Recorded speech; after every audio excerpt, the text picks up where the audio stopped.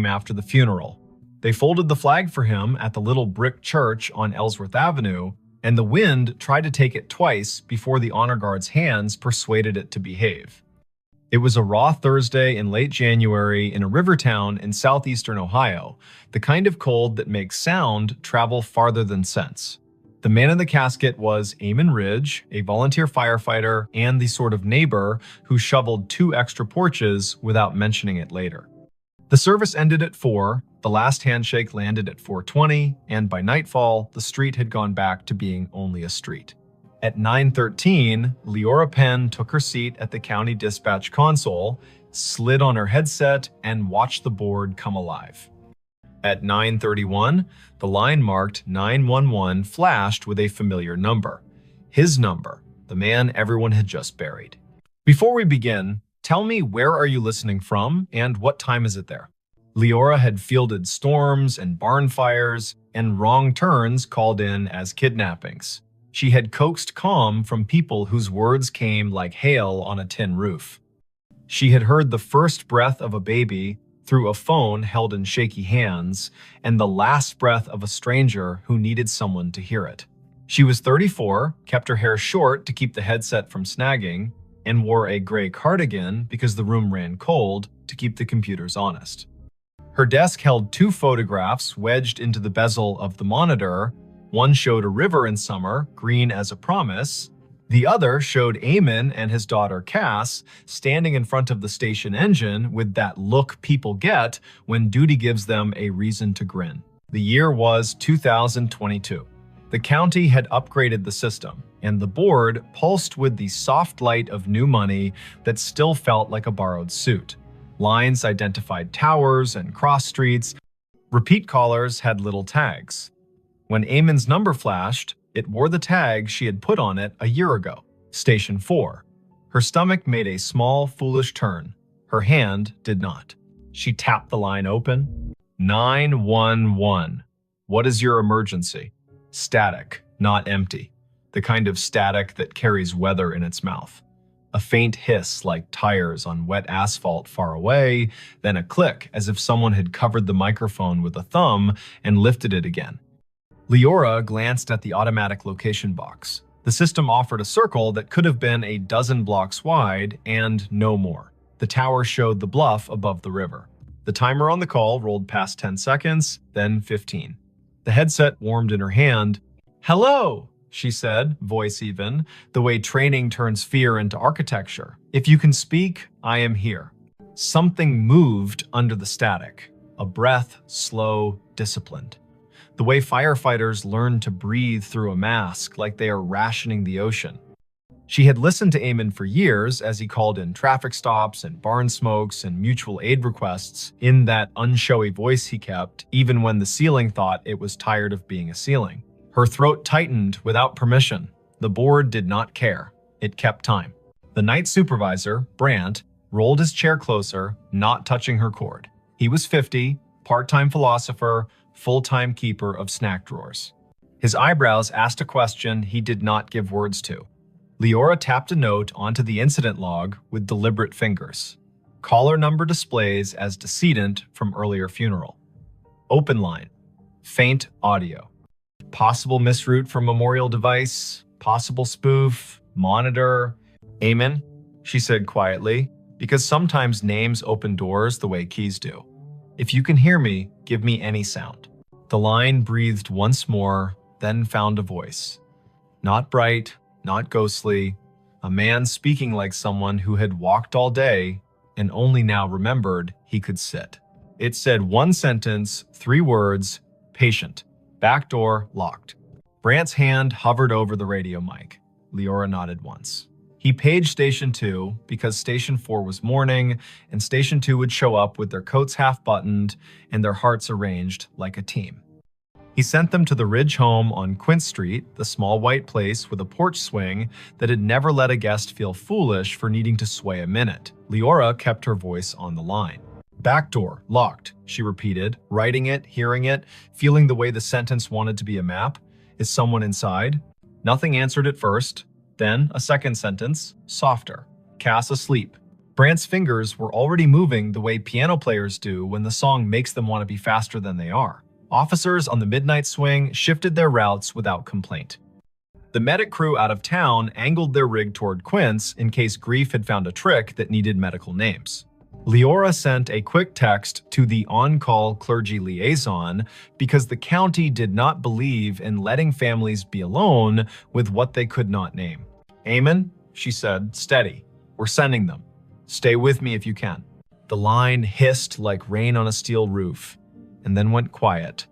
Not the click of a hang-up, the kind of quiet a room makes when a story finally sits down.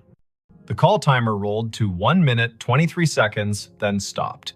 Disconnected, the board told her, cheerful as a toy that believes its work noble. Brant opened his mouth and then closed it. He reached for his coffee and decided it was the wrong kind of night for coffee and reached for water instead. Leora sat very still for a moment and felt the way adrenaline stands up in your body and refuses to sit until you give it a task. She gave it the task of listening. The lines danced with ordinary need. A possum in a kitchen. A husband who had cut his hand on a jar. A neighbor who had heard a window break and then realized it was the television. Her hands did their work. Her ear held a room for the line that had gone quiet. Officer G. Park radioed in first. Voice crisp. Tires crunching on salt in the street. Unit 3-1. Quince Street. Back porch light on. Back door indeed locked. Copy request to knock. "Copy," Leora said, hearing her own voice make simple shapes. "Proceed." There are knocks that sound like questions and knocks that sound like the start of a fight. Officer Park knocked like a person who has played in a string quartet. Firm. Meticulous, willing to wait between knocks. Leora heard the long, thin silence on the open radio channel that means everyone has decided to breathe in sync. A porch swing creaked, whether from wind or memory. Then Park again, softer. Visual on subject in living room. Teen. Asleep on couch. Television on mute. No visible distress. We are making entry. Park called the locksmith number taped to his visor, because there is always one, and he also called the small cheat that officers inherit, which is to lift the back door on its tired hinges when you turn the key the wrong way. The door opened, a floorboard confessed itself, Park moved through a small kitchen that smelled like heat and spice and thyme. He said, quiet as a blessing, "Cass, it's G, it's me." The girl woke with that rough sound grief makes when it has only just let go for half an hour at last. "Back door," Park said into his shoulder mic. "Locked, now secured." Subject breathing, oriented, tearful, says she fell asleep and forgot the back after the last aunt left. She says her dad would have said it. She says she heard him say it sometimes, even when he was alive, when she forgot. "I'm locking up, then staying here until her aunt returns." The call had been the little bridge a county makes when one house cannot manage all its doors alone. Leora typed. She logged, she breathed. She answered a call about a siren that would not stop on a fire alarm panel, which is a call that can ruin a night or return it to its usable shape. She told Brant she needed 30 seconds, stood up from her console, walked to the stainless sink by the break room door, and washed her hands as if she had been in a kitchen that required respect. At 10:48, the line lit again. Same number. The board did not know how to feel about that and chose its usual indifference. Leora took it. 911. A voice lives inside a headset after a while. The nerves learn routes, the body decides where to keep the sound. The phrase came through low and clear. Basement. Pilot light. She did not hesitate. She sent the fire crew already on Quince next door. She told Park. She told the aunt, who had come breathless from her own house 3 blocks away, that they were going down the cellar stairs for the little square of flame that keeps a winter from doing more harm than good. She heard Cass in the background say, without fright, he always listened to the furnace like it was trying to tell him a joke. Engine 3 called in. Pilot light out. Gas smell minimal. Windows open. Relit. Carbon monoxide monitor registers safe. A firefighter Rowe, who had once done stand-up for exactly 2 open mic nights, and then decided his comedy belonged in the bay with his coworkers, added gently, Whoever called this in has good ears. The board calmed, the town kept its little noises, the river told the ice what to do, and the ice obeyed or not. Leora's shift slid past midnight. At 1:19, she poured tea she did not want and drank it because warm things are a kind of law. At 1:40, an old man reported a woman knocking on his side door asking for a light, and she sent Park and his partner again, and it turned out to be a neighbor who had locked herself out, and they laughed about solutions and did not mention grief, so it would not be tempted to take that house too. At 2:19, when the dispatch room feels like a lighthouse that forgot whether the bay is wide or just an eager creek, the line lit a third time. Leora did not say amen out loud. She let the humanities teacher voice in her head that once told her names have heft say it for her. 911. This time the sentence was longer. Not elaborate, not difficult. The kind of sentence men say when they've spent their lives making tool lists. Check the pan on the back burner. Leora's fingers moved before she could tell them to, and 10 seconds later, Park said on the radio that a pan of oil sat glowing on the stove, forgotten by a cousin who had come bearing food, and then wept, and then gone to call another cousin and set the phone down on the porch rail. Park killed the burner, slid the pan onto a cold eye, and said, "Tell whoever's on that line thank you again." She said, "I will," and understood how inadequate that was, and also how there is no better sentence at 2:20 in the morning when a house has been held upright by 2 extra words spoken by a man with no air left to push them. By dawn, the calls had slowed to their usual winter trickle. The board made its little satisfied beeps, the shift change crept near. Leora printed the overnight logs for the lieutenant in charge and set them in the bin with the neatness of a person who believes paper is a form of kindness. She took off her headset, set it on the hook, and let her neck decide it had been a stiff night. On her drive home, the river looked like a sheet of hammered tin under a sky that had not yet decided whether to blush. She stopped at the corner store for milk and oranges. The clerk rang her up and asked if she had been at the funeral, because everyone had been at the funeral, even if they had not parked their bodies in a pew. Leora said yes, and the clerk said he had known Eamon since they were boys, back when the river took 2 boys and gave back 1, and how the one who came back had never raised his voice again, unless it was to make a frightened kid laugh in a smoky basement. Leora listened. The clerk put 2 extra oranges in her bag, the way men do when they feel the night reach its hand into the room and cannot keep all the light from leaving. She slept until noon and then sat in her kitchen with the radio low and the blinds open to teach the afternoon how to behave. Her phone chimed with a message. It was Cass. Leora had given her number to the aunt without thinking, and nothing about this felt like a boundary violation now. The message was a picture of a backdoor lock and a caption.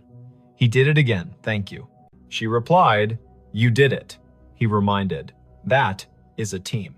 Cass sent back a heart in the color teens choose when they mean it and do not want to seem silly. Word traveled without gossip's teeth in it.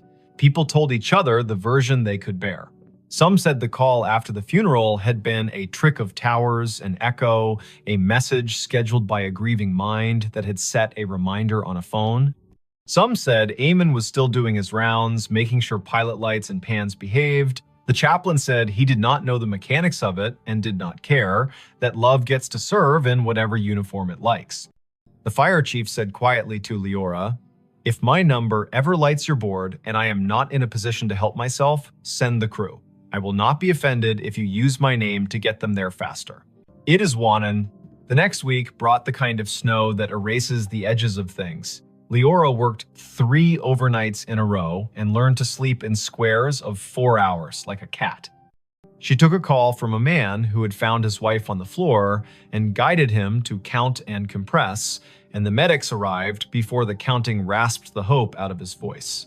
She took a call from a woman who had locked herself in a bathroom because her boyfriend had stopped being gentle, and she kept the woman talking about the photograph on the wall while the officers climbed the stairs 2 at a time. She did not think about the line until it lit again 2 Fridays later at 1 in the morning. She kept her voice clean. 911. Eamon's voice came again, thinner, like a person speaking through a scarf. It said, in a tone part instruction and part apology, "Box of matches in the junk drawer beside the oven. Throw them out." She told Park. Park went. He opened the drawer and found a box that had wicked itself damp and mean. He took it to the back porch and soaked it and binned it, and then came inside and wrote a sticky note for Cass that read, "Your dad told on you." She woke to it and laughed in that shocked way laughter has when it has been given back its license to exist. Not every call was that kind. Once, the line connected, and all Leora could hear was faint wind and the hollow tick of a cooling engine, and she understood, without needing the lieutenant's later confirmation, that this had been the night the station bays opened, and Eamon's truck had been driven back from the long, slow procession, and the engine had clicked in that language. Machines use to admit fatigue. Once, the line carried only a sound, like boots on gravel, exactly 3 steps, then the pause of a man looking at a sky he used to know from a ladder truck. Once, nothing came at all. And still, she stayed on the line the way you stay on a porch after a friend has gone inside, just in case one more sentence needs to come out and walk around in the air. Spring loosened the river. April made the churchyard look less stern. Cass finished school with a concentration that made her teachers write small notes on the bottom of her papers. "You have turned into a person who trusts herself." Leora saw her at the station on an open house Saturday, and the girl hugged her the way nieces do their aunts without asking for the right to be related. They stood under the engine bay's great door and listened to the way small kids treat sirens like musical instruments when given permission. Cass said she sometimes still heard it, the way a voice comes into a room without needing to open the door. She said the voice had told her to bring in the porch rug before a thunderstorm that would have flung it across the block. She said the voice had told her to drink water before her stomach had the language to beg for it. "What do you think it is?" she asked, not demanding that it be a ghost or an algorithm. "I think you live in a county where people answer one another when called," Leora said. "I think sometimes lines open from one room to another because the rooms were built that way by love. I think if we say it out loud too many times, the day will get shy and pretend it never happened. And I think your dad trained his whole body to go when someone needed a sentence, and I do not know what training looks like later." Thanks for watching Allen's To Help Pray. Cass nodded as if she had been offered advice about lifting with her legs, not her back. She put her hands on the engine's bumper like a kid checking the pulse of a whale and whispered thanks in the dull shine where she thought it might carry. The last call came in July, on a night that smelled like cut grass and the electric promise of storm. The board was quiet. Brant had his feet crossed at the ankle, the way he did only after midnight when the county behaved. The line lit. Leora took it with the care of a person accepting a candle in wind. 911. There was no static, no breath, only a single word, perfectly ordinary, soaked in a patience she would remember until the last hour of her life. Enough. "Enough what?" she asked. Back straight, pencil ready. The word came again. A thought set gently on a table. Enough. Then a long exhale, the temperature of a day in which someone has put down a tool they are proud to have used and is ready to wash their hands. She typed the word. She did not send units. She did not mention it to Brant until the end of the hour, when she said it out loud the way you say a number twice to make sure you got it right. He nodded. He threw a cough drop to her like a baseball, and she caught it and laughed because bodies insist on living. There were no more calls after that. The system reassigned numbers as systems do. The board forgot how to glow with that tag. When Leora sat at her desk and the photographs leaned against the monitor made their steady witness, she still sometimes heard the faint tap of a firefighter's gloved hand on a doorframe, the universal signal for ready. She bought a small, heavy key hook for her own kitchen, put it by the back door, and never forgot again. She found that when she walked past the Ridge place on mornings when she needed to see the river before she could trust the day, she would look at the back door and feel not a haunting, not an ache, but the exact rectangular comfort of a thing that had been understood and done.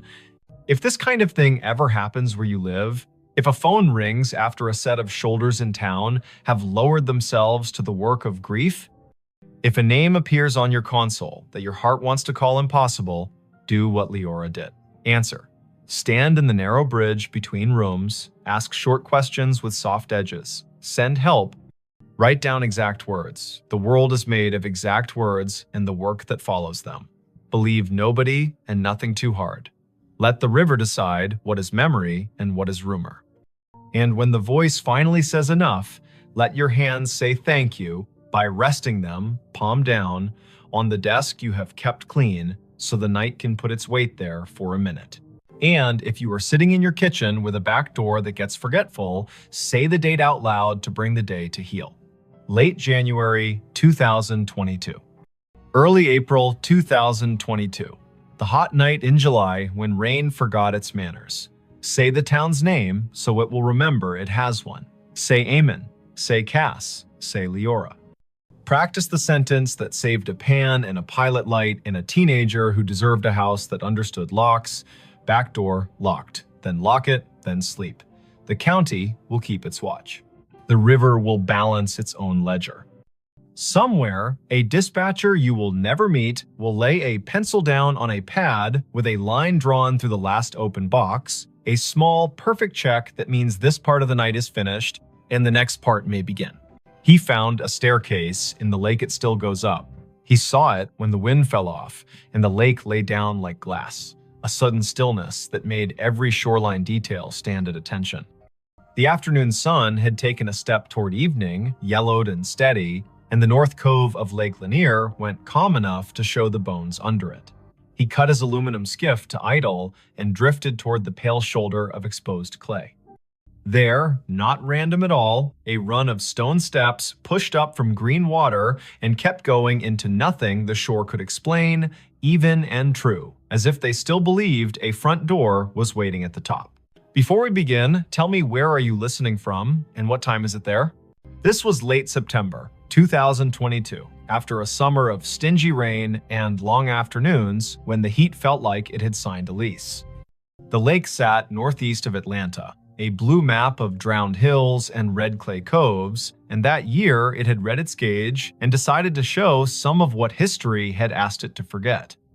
Foundations revealed themselves like old teeth.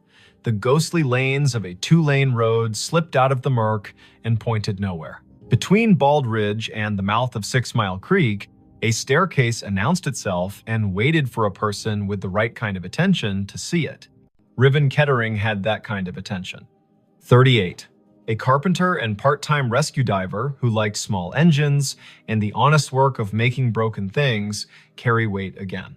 He lived in a rental off Pilgrim Mill Road with a dog who had taught herself to sleep through sirens. He was not a romantic, not really. He was the kind of man who listened to what a hinge said when it wasn't being looked at. The lake had been a job and a solace for him since he moved down from the foothills of Tennessee a decade earlier, and on afternoons like this one, he took his old skiff out to idle over the drown. The staircase began 3 steps below the surface, pale rectangles set into the clay, then climbed above waterline, slick with algae, where yesterday had touched and left. 12 risers showed drop. They marched up the bank as if they had no intention of stopping, then continued past where stone ended, the air holding their measure with a confidence that made nothing in Riven's head feel quite steady. He nosed the skiff forward until its snub bow made a soft knock against the lowest dry riser. The hull and the stone talked for a second, low and hollow. He stood, keeping knees loose, eyes at a level where you can decide a thing without pretending it's not, pretending you first. The steps were fieldstone set into a poured bed, careful work from when hands were steadier because nothing had asked them to type yet. He could see where the mortar had let go, hairline by hairline, and where a leaf had chosen to become fossil rather than compost. He stepped out. The rock took his weight with a small, agreeable groan. He climbed, counting aloud the way you do when a rhythm wants to prove it's a law. 7, 8, 9. A wet line at his ankles where he had waded the shallow to push the skiff in. 10, 11, 12. He stopped where stone ended. The sidewalls rose one more course and then gave way to air. Ahead of him, nothing. Above him, more nothing. And yet his right foot, when he slid it forward with the caution of a man who had once fallen through a rotten porch and did not intend to audition for that pain again, found resistance. Not stone, not water. Not empty. A density like stretched cloth, like cold-pressed sugar, like a stare that remembered itself and refused to forget just because the lake had been told to be a lake. He drew his foot back, scalp prickling, breath in a pocket he didn't want to open too fast. He looked around to see if anyone else had been presented this joke. No one.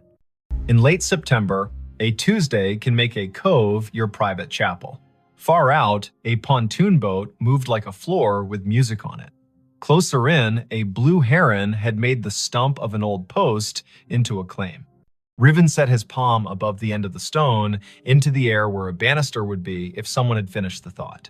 He felt nothing until he pushed a hair past what he thought was safe. Then he felt a boundary, the exact height of a handrail in a code book he could recite. He smiled despite the way his heart had decided to pick up the tempo. Something here hadn't drowned entirely. Something here had decided to keep going up. He does not scare fast, Riven. He is a man who has gotten into dark water at night, kindly, and come back calmer for it. But he respects a place with a memory. He went back down the 12 risers and climbed into the skiff and sat with his hand on the tiller and let the lake tell him if it wanted him to be braver than his grandmother would approve. The wind was a rumor now. On the far shore, a transformer hummed with the stale sweetness of electricity. He turned the motor off and drifted with his fingers brushing the gunwale and felt for the old current under the new. A loon called once out in the main channel, the syllable bending toward a kind of loneliness that doesn't need an audience. Riven looked back at the steps. The air above the 13th riser shimmered, a trick of light or a rule he hadn't been told yet. He swore softly in the old way that buys you permission to try again. He pulled the skiff onto the red bank, tied it off to a scar of root, and went back up the 12.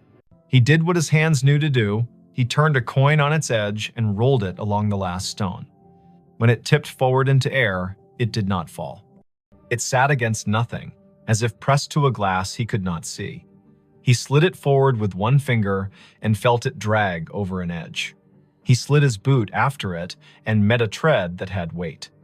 He put his full foot down and his bones agreed that physics had not been insulted, only invited to a different kind of party. He brought the other foot up. He stood on the 13th step of something that existed without confessing to the eye. He took one more. 14. He stopped. He is not a fool. He turned to look at the lake, which does not care if you find it holy or treacherous, so long as you understand which mood it is in. The cove held its breath. He stepped backward down the 2 air treads with a caution that felt like a prayer you say without agreeing you're saying it. He stood again on stone that had no arguments and breathed the kind of breath that renters of boats make when the motor coughs once and then forgives you. Lake Lanier carries stories the way clay carries footprints. Old towns lie under it, old churches, the ghost lanes of old Federal Road. People will tell you about a stalled truck on a fogged bridge and a handprint on the back window after, about divers who won't go down a second time because they looked through a school of crappie and saw a porch swing move. Some of that is what happens when humans leave water to be the keeper of their history. Some of that is people being lonely and needing their fear to wear a costume. Riven carried none of those stories in the silly way. He carried them the practical way. He knew people had been told their land would drown for the good of cities they would never see, and some of those people had said their names into the bank and put rocks one on another to make the land remember. He went home with the staircase in his notebook and in his knees. He did not say the shape of it to the bartender at the place on Brown's Bridge, who called everybody chief. He did not post a photo because the lake punishes people who turn it into spectacle. He slept badly and woke before his alarm and made coffee meaner than necessary and drove back with a coil of thin rope and a chalk box and the tape measure he used when perfection had to be part of the bill. Morning lake, blue as breath. The skiff skittered over wind ruffles and slid into the cove willing. He tied a chalk line at the last stone and played it out up the air, marking nothing with blue dust that caught in nothing and hung there like a trick. He laughed once, quietly. He measured riser height with the tape and found consistency that would have made a county inspector nod. He tied a loop in the rope and lowered it down the near face of the steps. The loop sat against an invisible edge and held, not tight, not loose, as if politely told to wait. Half an hour went by that way. Numbers, angles. The carpenter in him building a drawing that would keep his fear inside its lines. When he finished, he sat with his back against the sidewall and let his head find the cool of stone that had learned shade. The world stepped closer. From somewhere he could not triangulate came a sound that reminded him of a bicycle bell rung just once. In politeness, he stood. The sound did not come again. He walked down the 12 and waited on the shoreline while the lake decided whether to ignore him or to grant him more. A woman called from the top of the red bank. Riven looked up. She was tall and rangy, mid-40s, wearing the kind of straw hat that makes a person look like they know how to move in weather. She carried a camera with a strap that had been repaired twice and a notebook bulging with the kind of paper that did not come out of printers. She introduced herself with a grin that answered questions he had not asked. Mara Clary. She ran a small outfit that mapped drowned towns and grave relocations for counties that cared to admit their forgetting. She had a copy of the Army Corps' old charts and a habit of showing up where the lake loaned the present to the past. "I've been told you've got steps," she said, "and that they keep going up." He wanted to ask who had been talking. He wanted not to have his name in a stranger's mouth. But she put her hand on the sidewall like a careful person says hello to an old horse, and the way her face took in what she saw made him feel less alone in his own seeing. He nodded. He told her his name and the number of air treads he'd let himself trust. She whistled low. "Lanier tells on itself every few years," she said, eyes on the shimmer above the 13th. "But I haven't seen it do this. Fieldstone, that would have been a front walk probably. Or the stairs to a porch. You can tell from the way these aren't as steep as church steps. And there would have been a dog who slept halfway up until someone came home at supper." "Everyone says that about any porch," he said, smiling despite himself. "Only because it keeps being true," she said, and laughed like a sound the cove had missed. They measured together, she took photos, he held a stick out over the air risers and watched the end bounce against nothing. They left offerings the old way. He peeled the paper off a peppermint and set it on the third stone step. She untied a strip of blue cloth from her hat and tied it to the root that held his skiff's rope. The lake, if it acknowledged that at all, did not show it. She opened her notebook to a page where she had copied in neat letters the names and dates of households taken when the valley was flooded in the early 1960s. 2 farms had sat on this spur, the Sumter place, the Jory place. Sumter had 5 children and a clean way with fence lines. Jory was famous for a Sunday table and a sour temperament the rest of the week. The county had cut checks and called it a necessity. The stairs could have been either family's. But on the sidewall, low near the 5th riser, they found a mark cut into mortar with a nail or a stubborn penknife. A letter. "Jay, you think Jory," she said. "Or June," he said. "Or Josephine. Or a boy who didn't get to grow into his handwriting rights, their first initial into any stone that isn't busy." The lake made a small sound against the hull, a shrug. They came back the next day, and the next after that. In the afternoons, teenagers on rental jet skis came doing grammar the water did not admire. In the mornings, a heron watched like a magistrate. Once, a man in a bass boat cut his engine and drifted nearer and asked if the invisible was real or a trick. And when Riven told him the truth, he raised his cap and said, "Well then," and idled away because some facts want to be left alone to keep being facts. On the 5th day, just after noon, when the light loses some of its slant and the lake starts its long exhale toward evening, the air changed.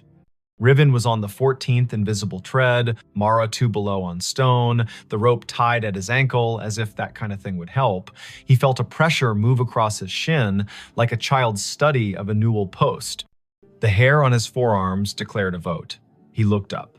Above him, a faint dark line hung in the bright. A lintel, if you wanted to pretend to see one. A line where a door might have decided to sit if it still meant to. He lifted his hand slowly and let it hover. It met resistance at the height where a latch would be if people had followed the same measurements here as they did in town. He pressed a fraction and felt the air give. Not much, not enough to invite him, only enough to say, "I know what you were asking for," and no. He withdrew his hand. He did not try again. He went back down and sat on the 6th stone step and put his elbows on his knees and let his head go heavy in the way of a man who knows the difference between a closed door and an answer. "Not today," Mara said, not unkindly. "Doesn't mean never." A storm ran around the rim of the lake that night and forgot how to come down. The next morning broke clean and noisy, with birds relieved to be right about the Sunday. When they returned to the steps, the peppermint was gone. The strip of cloth whispered against the root when the wind remembered it. On the 4th stone riser, a line had been drawn in the red dust by a finger that had not belonged to wind. 4 short lines, 1 long. The way a person keeps track of days when they are doing a job no one else is counting, they looked at each other like people who have been included in a conversation without earning it. Mara wrote down the marks in that tidy, practical hand. Riven climbed to 14 again and did not press the air where the latch would be. He listened instead. It is an old trick. The more you don't demand to hear, the more willing a place is to say its piece. Somewhere above him, at the end of the invisible run, a sound came faint, almost an opinion. The scrape of a chair, foot against a wooden floor. Once, then a breath, remarkably ordinary, let out by someone who was done with a small effort and is pleased to have finished. He let his knees bend and went back down step by careful step. The county put out a notice, polite as a church lady, asking people not to climb anything that felt like absence. A man from the Corps came by with a clipboard and a caution that did not include humor and told them to rope the place from the bank. They tied a line and left it slack enough to be ignored by whatever needed to come and go. Mara logged coordinates and photographs and the exact color of the lichens on the sidewall. Riven made a drawing of the steps that showed the air ones the way you show trust, with dotted lines and a note that says, "As found." Word spread anyway. It always does when to leave a thing alone would be the more complicated form of love. A grandmother came and watched from the shade and told her granddaughter a story about the summer her brother rode a bike into a field that is now part of the lake and fell and did not cry, because corn leaves will cut you if you give them. An audience.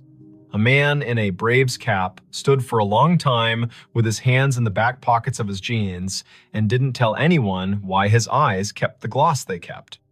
A boy clapped once and apologized, and then asked if the staircase sounded like anything, and when Riven told him about the scrape and the breath, the boy looked toward the place where a door might be and whispered, "Thank you," like a student to a teacher who has handed out permission slips to freedom.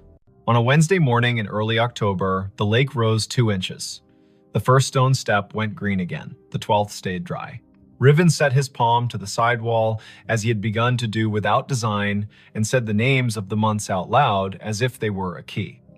Mara arrived late, hair in a bandana printed with little cranes, a thermos in one hand and a sheet of onion skin paper in the other, the thin kind that takes pencil and lets the stone's texture come up through. She rubbed the J, the nail-cut letter, and the tally marks. When she lifted the paper, the letter and the lines looked like a message written by someone whose words had to be rationed. She tucked the rubbing into her notebook with a care Riven recognized as kin to prayer. By noon, clouds built into a boast. Mara packed her camera because electric things deserve not to be insulted by weather. Riven untied the rope at his ankle and coiled it with the absent-minded competence of someone who likes ropes for the way they make order out of risk. The air above the 14th step felt different. Cooler, somehow. Denser. He looked up and wanted more than he would have admitted the week before to see something acknowledge him. Not a face, not a figure, an idea. The lake refused. It kept to its rights. Before the storm broke, a small group arrived in silence. Not tourists, not thrill seekers. People in good shoes that did not belong to docks. A woman in a navy blazer. A man whose tie had been loosened by degrees and had stopped at 3. An older woman with a cane that looked like it had been carved by someone who understood trees better than money. They stood on the bank above the line and watched the steps like people watching someone figure skate after having once skated the same routine 3 decades ago and remembering what the body used to hold. The older woman spoke first, to the stone, not to the living. "You kept it," she said. "You stubborn thing. I told them you would." She introduced herself when Riven climbed down to the bank with his curiosity plainly showing. Ada Sumter Jory. Not a marriage, she was quick to clarify, but a habit of names borrowed and kept. Her father had been a Sumter, her mother a Jory by necessity and grievance. She had been 10 when the men from the government came and put stakes on the hill and told her they were measuring to make the river useful. She had been 14 when the kitchen was dismantled and stored in a relative's shed, and the porch chairs were put on a truck without the porch. She had been 15 when the lake finally climbed to the 7th stair and the dogs refused to sleep where they had always slept and had to learn ground new as a dollar. "My granddaddy set those stones," she said, chin lifting toward the steps. He knew the grade by eye. House stood there. She pointed at the air, ran long that way. Kitchen at the back, where mornings were honest. Stairs to the sleeping rooms tucked in right of the door. He told me we build stairs for coming and going and for waiting. That last part is where the world gets the math wrong. She cleared her throat once, a small thing that meant a larger thing had moved through it. "My brother wrote his letter J in the mortar before it set," she said, and smiled fully for the first time. He was 5 and mad because he had not been allowed to carry a stone and needed to have done something the porch would remember. They watched the lake together as it considered which forenoon belonged to which afternoon. Mara showed Ada the rubbing, and Ada put her palm on the paper like a hand over a baby's sleeping flank. "He stayed mean," she said of Jory, but without any real heat. But he loved that stair. Sat halfway up when he had nothing to do and the weather had nothing to argue about. Played that little bell you keep hearing because he liked the neatness of a sound that stops when you take your finger off it. The storm arrived, they covered what needed covering, the skiff rocked and complained, and then remembered it had been in worse moods and calmed. The rain washed the red dust off the risers and gave them back their gray. The air cooled like a head turning on a pillow to the comfortable side. Ada walked down to the second step and touched it like the forehead of a child with a fever breaking. "Enough," she said to the rain, to the year, to the air that had learned to hold treads. In the weeks that followed, the staircase did what durable things do when they decide to belong to more than one story. It kept being itself. The lake rose and smudged the lower steps and then pulled back like a long breath returned. Riven kept coming because he had begun to like the feeling of leaving a place better than he found it by doing nothing but listening the way a well-made chair listens when a tired person sits. Mara wrote a piece for the County Historical Society that began with the sentence, "There are places we drown and places that refuse." Ada came twice more and told the stair her brother's best and worst. And once, on a bright Sunday, when the buzz of outboards sounded like cicadas pretending to be important, she brought a tin of biscuits and left one on the 3rd step because her mother would have called it manners. On a morning in November, the air thin and brisk, frost like pale sugar on shaded clay, Riven came alone. The lake had taken back an inch, the first 2 steps glowed green. He stood at the foot and waited the way you learn to wait when you've been given more than you asked and are smart enough not to get greedy. The wind came off the water and put its fingers through his hair with a familiarity he hadn't earned. Above the 14th tread, the line where a lintel would be shivered and then settled. He put his hand out at the height of a latch and did not press. "Thank you," he said to nothing and to something. He went home and made lunch and fixed a neighbor's sagging cabinet and walked his dog in the long honey of 4 o'clock. He slept that night without the lake climbing the stairs of his thoughts.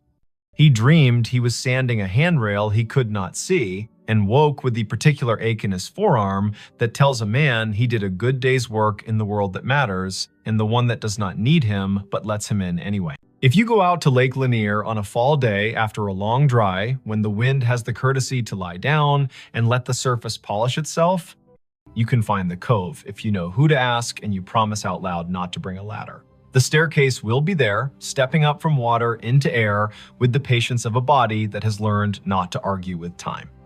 You can put your boot on the 12th stone and your breath on your rib cage and decide if you will push your foot forward into the space where the 13th waits. If you do, it will hold. Not because wonder owes you, but because someone set a measure here with care, and because sometimes the world keeps an old promise in a new element. Say the year out loud when you find it. 2022. Say the place by its names. Lanier and the valley it drowned. Say the people if you know them. Sumter. Jory. Say the letter on the wall. J. Say the noise a bicycle bell makes when a brother likes attention and the porch has all afternoon. If you leave something, make it small. A ribbon, a peppermint.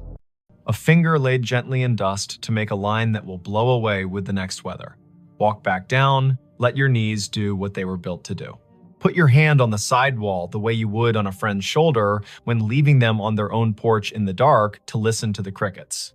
The staircase will keep going up whether or not your eyes can follow it. It will keep its measure in the air. The lake will rise and cover the lower treads and then fall back and confess again. Boats will hum. Herons will judge. A woman in a straw hat will rub letters onto paper, and a man with a dog who sleeps through sirens will coil rope and listen. And somewhere under the calm skin of the cove, where red clay holds onto everything it can hold, a front door you cannot see will stay shut and not unkindly, practicing the hardest kind of hospitality there is, offering you a way to ascend and a way to wait, and trusting you to know which one belongs to you today. Her phone pinged at a grave with her name. The notification bloomed on her screen the moment her shoes left the gravel and slid onto the soft path between moss-dark stones. A small bell chime, bright as glass. A banner at the top. You have arrived, Edeni Hale. The words sat there as calmly as a weather app, as if the city had decided to label her the way it labels a bridge or a square. The place was Bonaventure Cemetery in Savannah, Georgia. Spanish moss hung in long, steady sentences from the live oaks. The river kept its secrets behind the bluff and breathed like a sleeping room. It was late afternoon on a Sunday in early November, the air cool enough to make her wish for sleeves and warm enough to forgive her for forgetting them. Before we begin, tell me, where are you listening from and what time is it there? Her name was Edeni Hale, 28. She worked in visitor services at a small maritime museum upriver, the kind of job that made her memorize the angles of ships and the dates when storms came ashore. She liked fonts and quiet, and the sound salt makes drying on stone. She was visiting Bonaventure because her friend Anson had flown in from Minneapolis for a long weekend, and the two of them liked places that let you feel your breath in your mouth. The year was 2021. Phones knew where you were within decent intimacy. Some headstones wore small plaques with codes that asked to be scanned and promised a story. They had parked on Bonaventure Road under an oak that had learned to be older than most houses. The sky was simple, a clean coin of light. The volunteer at the office had given them a paper map and a soft-voiced list of locations worth the walk if you wanted your day to hold. Look for the little angels facing east. Find the section where the camellias keep blooming against instruction. There's a family plot that feels like a room you shouldn't step into without knocking. No one mentioned a notification. Edeni stared at her phone. The banner did not give a location like Section F or Plot 31. It was the same tag her calendar used when she arrived at work or home. You have arrived, Edeni Hale. As if she were a place. As if the grave were her. Anson leaned toward the screen and squinted. He was tall and light-footed, a teacher of high school literature who carried poems in his pockets like receipts. He read the banner and then her face and made a small arranging motion with his hands, the way he does when he wants to place humor where fright is trying to sit. That's a bug, he said, not unkindly. Or a geofence you made and forgot. Did you tell your phone to remind you to be yourself today? She clicked the banner to see where the phone thought she belonged. A map opened, a blue dot pulsed with the steady patience of a small heartbeat. A gray pin sat 100 feet east in a section labeled McAllister. The pop-up bubble above the pin read Idany Hale in the same unsentimental font. She did not have a virtual contact called a cemetery. She had not created a reminder to arrive at her own name. The phone had decided the path curled between stones with dates that made you speak them out loud, because numbers are easier to hold when they come through the mouth. 1873, 1920, 2009. The Oaks leaned as if sold on the idea that the living need rehearsal space. Anson spoke a tour fact about a poet who loved this place and whose plaque visitors touch in a small, quick superstition. Idony nodded because liking facts is a way of staying steady. Her pocket shook again. Another chime, the same banner. You have arrived. Idany Hale. She breathed the way the yoga teacher on the internet tells you to. In through a count of 4, hold for 4, out for 6. They followed the path east until the bluff opened its shoulder and let the wind test their sleeves. The section ahead was a little higher, a little more sure of itself. A plot enclosed by low stone, dressed in ivy, sat beneath a live oak that looked like a table that had decided to grow legs. In the center stood a headstone gray as rain, taller than Idony's shoulder. The name at the top held Idany Hale. She stopped. You might have stopped too. Her name was not common. Her mother had found it in a book of Old English names and liked the way it sounded like a promise made under a tree. She had never met another Idany. To see the letters in this order on stone felt like stepping into a movie where you have lines you did not audition for. Anson's hand found her elbow without a show of it. He had the sense not to say, wow, or are you kidding? He stood with her and let the river finish a sentence neither of them had started. The dates carved below the name were the first clean relief, 1974 to 2014, not hers. A woman 2 decades older, gone 7 years now. Under the dates, a line that read as Keeper of the Keys.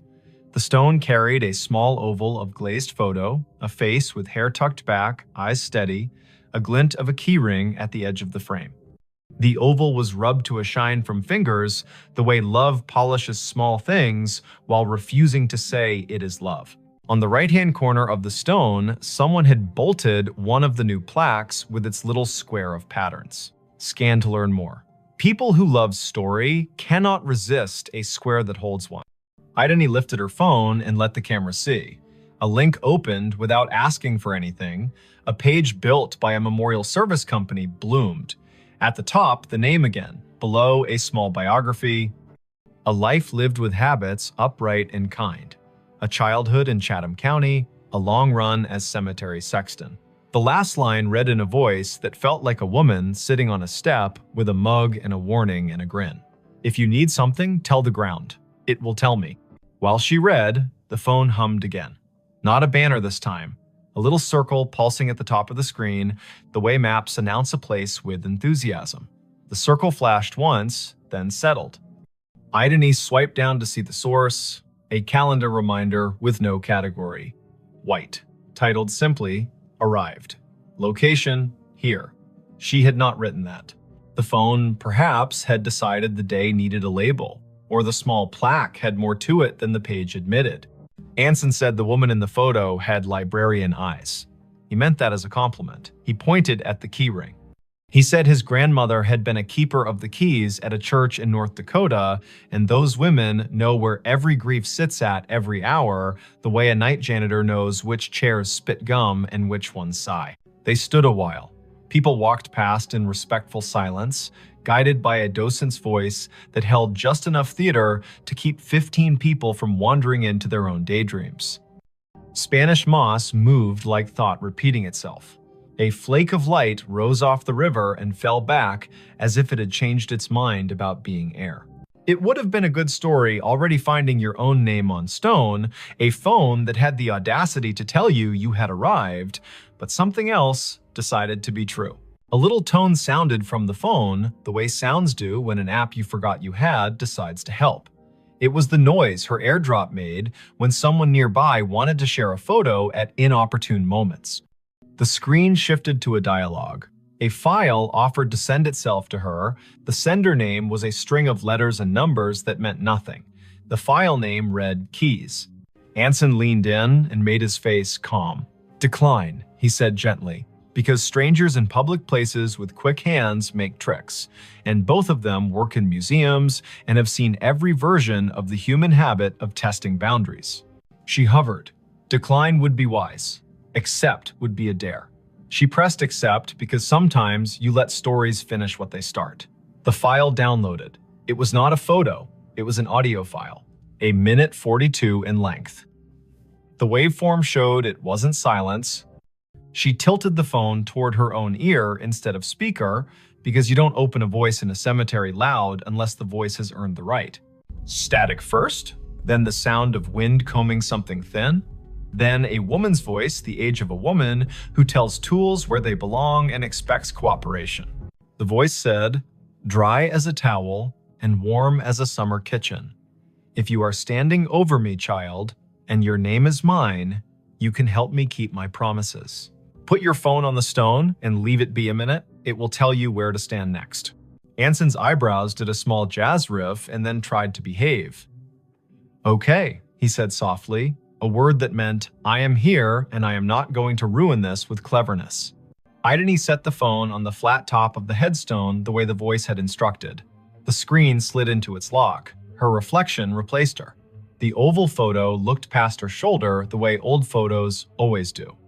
She counted in her head as a way to keep the childish fear of being tricked from standing up and knocking the ritual with its elbow. 50, 60, 78. The phone buzzed once, she lifted it. The map opened of its own accord. The blue dot had moved nothing.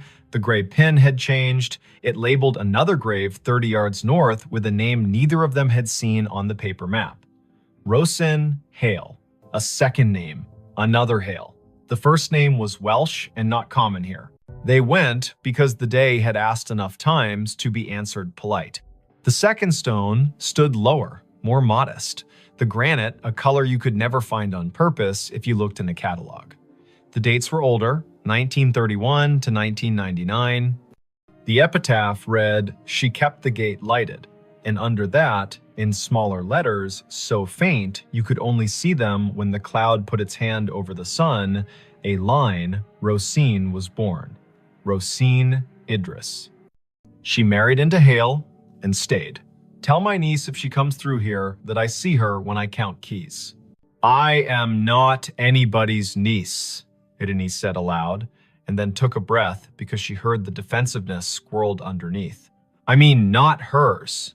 You might be more people's niece than you know, Anson said gently, a man who had grown up with uncles who weren't uncles and yet were more family than the kind that wears your face.